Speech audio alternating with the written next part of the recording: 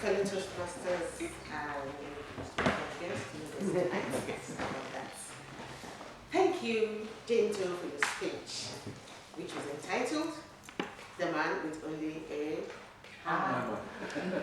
Did I say it right? Yeah. Yes. What I really liked about your speech is the use of the PowerPoint, the images, and your opening speech. You said at the beginning that you're going to introduce us to 3 men.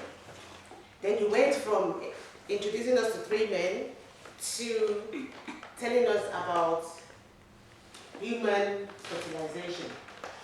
And you said, at least everyone would have practiced it one way or the other.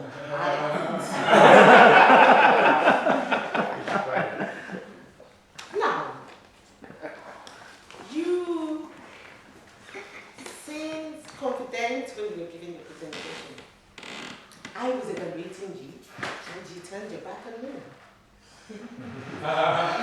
Try and move back, and I was looking at that and I'm thinking maybe we should move back because it happened to other few contestants as well. Maybe we're too close to you guys, and because you're using the PowerPoint slides, you tend to like concentrate more on these people there. I don't know what's special about them. However, I don't know. vocal variety, it was okay. It could be better. I'm going to be very honest here, what you could have done better. I'm going to read out. If you want to rise in the world above others, you just must use the mental model framework in a checklist style fashion. Otherwise, it will be an equal contest that's like that of a one-legged man in an We need to be careful. It seems that it was well prepared. Good body language. And the transition was very smooth because you kept telling us that now I'm going to do this, I'm going to do that, I'm going to do that. These are all my own personal impression of your speech. I really enjoyed it, and I look forward to your next speech. One other thing was you add too much in your PowerPoint presentation. Thank you.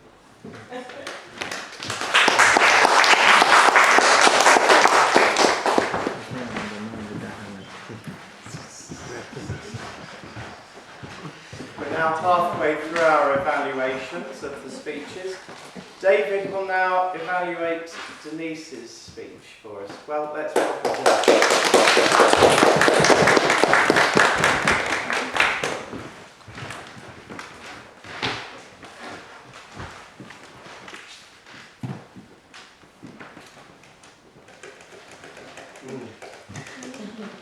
I love my food. I have to say, Denise's speech did resonate with me somewhat. I was just wondering, does chocolate juice count? Denise achieved her objectives of speech number 4. Speaking clearly, using short, concise words, understandable by everybody, and getting a message across in true Toastmaster style. And Denise made us laugh, and Denise made us feel a kind of sadness, but in a very smooth transitional way, without bringing it down too much and without taking it too far in either direction. And there was a very clear purpose to the speech as well. And in fact, there were 2 purposes. One was to show us what could be done, what she's achieved in her life through juicing. And secondly, to educate us and to inspire and encourage us to go out and improve our own health. Denise, I know, was quite nervous, because she's told me so on many occasions. But I have to say that the nerves were well masked. Her smile was engaging, and she contacted all the audience, made sure that we all had something to take from her. My one recommendation really is the inspiring and encouraging message was quite, I don't know, not self-deprecating, but played down. So maybe for future speeches, and certainly this is number 4, when you get to number 9 and number 10, which is persuade with power and then inspire your audience, would be to up the energy level of the speech. So as you're building up the speech, and towards you get towards the end, you can put a bit more energy into it and say, this is what I've done. Do you want to do this? You can do this too. If you just, but you do it in your own style. And you will find your connection to the audience, which you had. The speech had a very good pace. Everything was understandable. And at this stage of her speaking career, Denise was rooted to the stage and used it appropriately. There may be other times when you can change that and come out and speak closer, get to the audience and visit them closer. But in this stage, it was well used. So well done, Denise.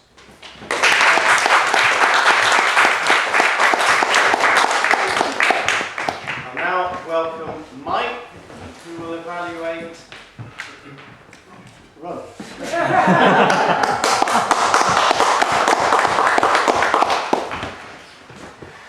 Mr. Toastmaster,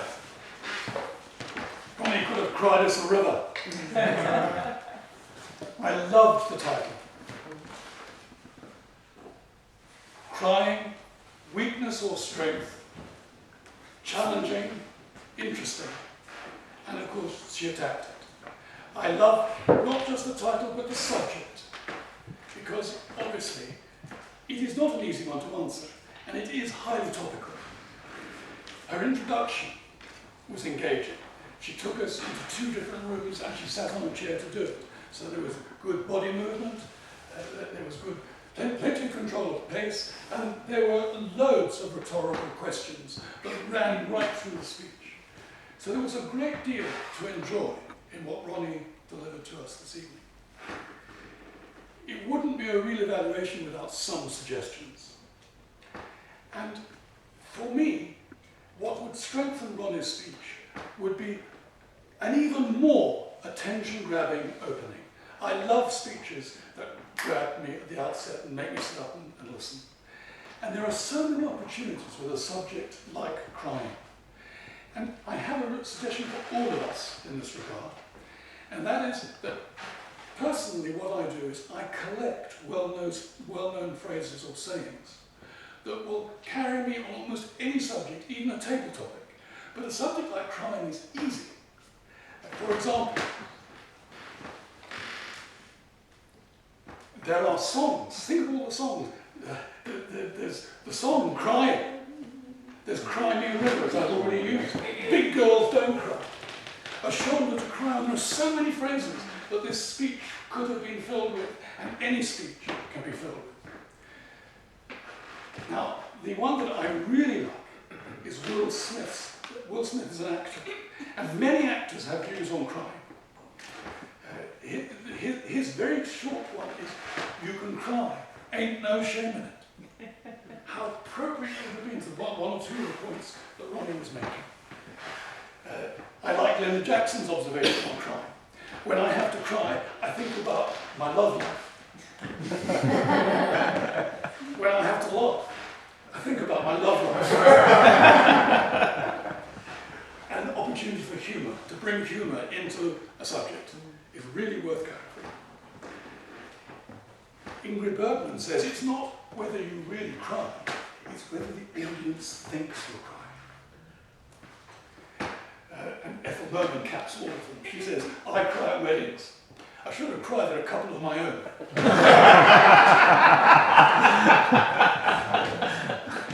And so on.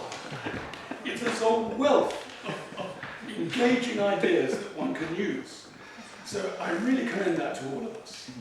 Ronnie, You could have used more movement. You could have used more gestures. I used more in my introduction than you did. And I'm being hard on you now because you could take it. In summary, few notes, never faltered, and your pace was fine. You were wholly understandable. And if I may paraphrase Gordon Ramsay, Ronnie, you have no need to cry over spilt milk. There wasn't any. Just keep looking for the next cow. Mr. Toastmaster.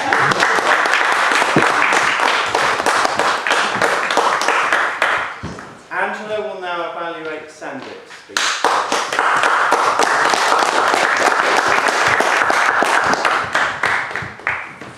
Unfortunately, I do not have 10 minutes in which to look at 20 quotations, but I will.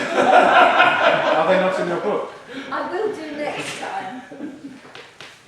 Sandip, and everyone who saw Sandip's wonderful speech, which is going to change our lives, not just our lives, our children's lives, our grandchildren's lives. I did not know that Disney had done a film which tells children about the things that we're trying to tell ourselves and people who are adults. It's absolutely brilliant. I was delighted to get that information, and it came up straight away in the first slide. Here's my first recommendation. Why were these little pictures, these delightful little pictures, all across the bottom of the slide, and the whole of the top of it was empty? I was puzzled over this. I would like to have seen the pictures big, even to have seen them one at a time.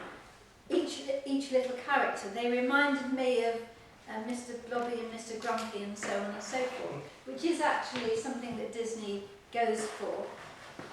But that I thought was one of the main features, was children and animals expressing these emotions and personifying the emotions and teaching people how these emotions can take over your whole personality.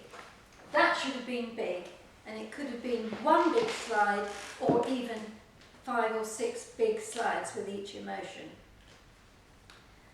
Then we got on to the second slide. I thought, oh, I've cracked it. I know what the problem is.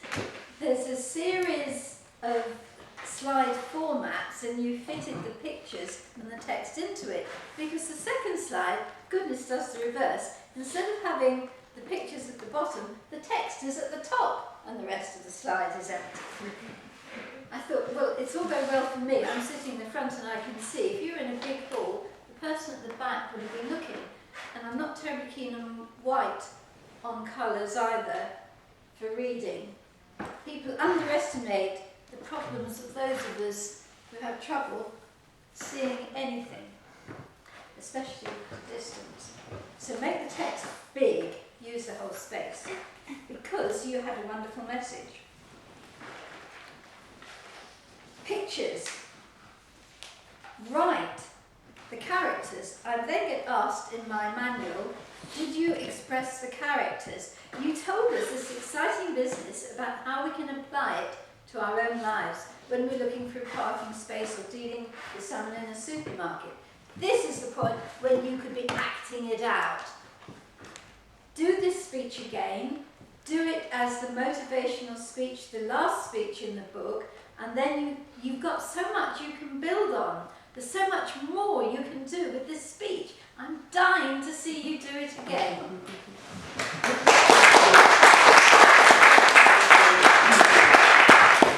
Thank you, Angela. At this point, I'll now ask Sina to come and give us the timings for the evaluations, following which we'll have our vote for the best evaluator. So, Sina, please come and tell us the timings.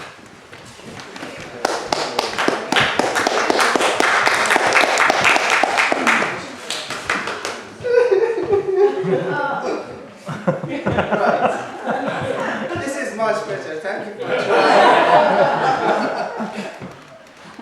I have this feeling that things are not going in the right direction. So, Sonia. Hi, Sonia.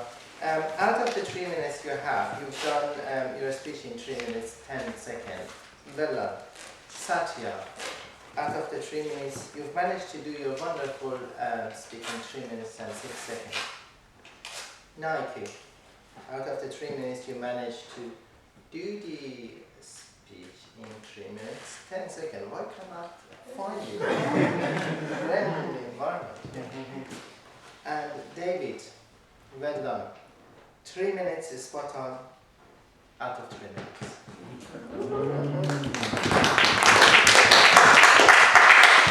Don't clap, I ran out of things to say. At the right time. Yeah. Mikey, well, you're a master. You do what you like. Out of 3 minutes, you've done 3 minutes 40 seconds. 40 seconds. Yeah, and I enjoyed every second. To extent. Angela, 3 minutes 10 seconds out of 2 minutes. So it was. And I have one more thing to say. That's a Toastmaster.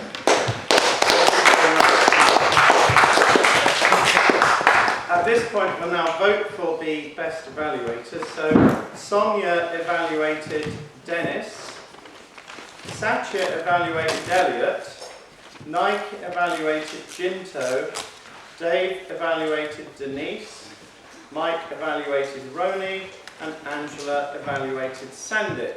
Please cast your votes now.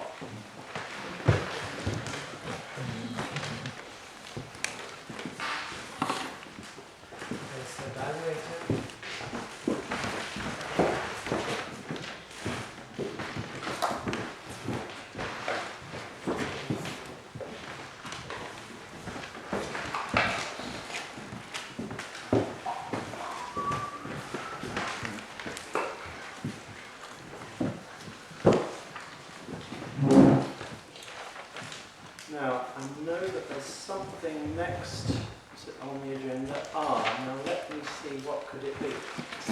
It's the R counters report. Ade, please come and tell us all about the R.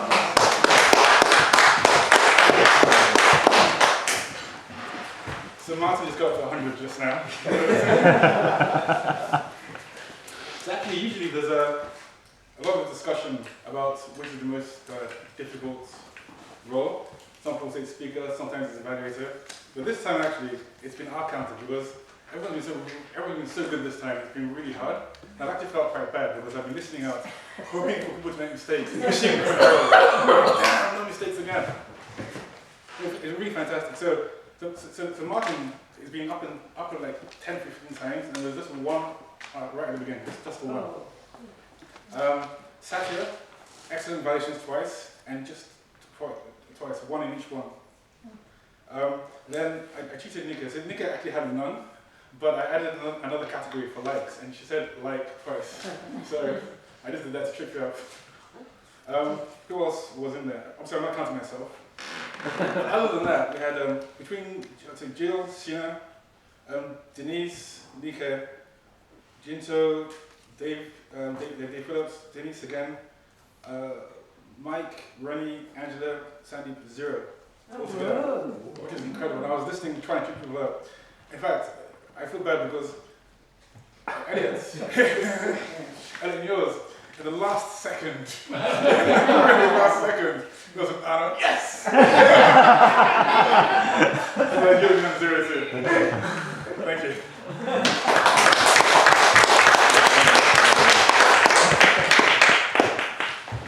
Now, at this point,